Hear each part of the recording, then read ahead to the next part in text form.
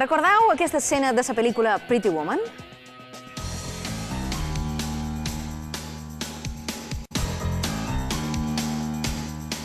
Julia Roberts se converteix en el centre de les mirades enmig d'una de les zones de compres més exclusives de Los Angeles.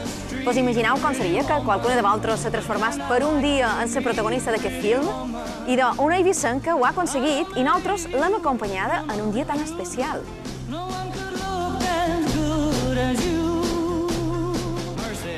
L'afortunada és Núria Barberà.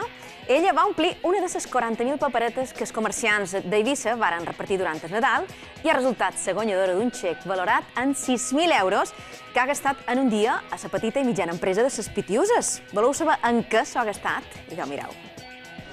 Qui no ha somiat alguna vegada sortir d'una botiga carregada així amb bosses? La nostra protagonista avui s'ha pogut gastar 6.000 euros en compres. Anem a veure-ho.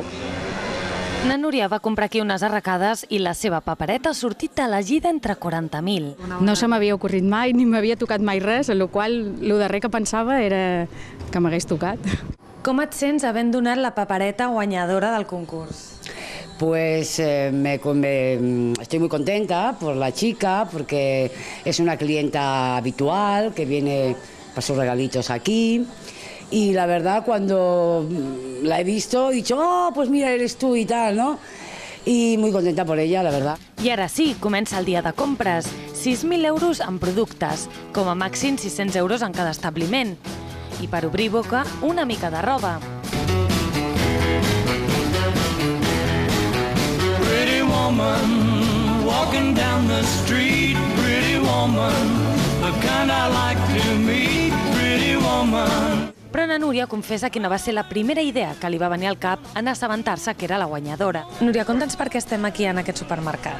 Estem aquí perquè vaig decidir fer una donació d'aliments per Càritas, per gent que ho necessita, i vaig venir aquí, vaig parlar amb ells, a veure si els hi anava bé fer-ho, perquè després han de portar tots els aliments allí, i sí.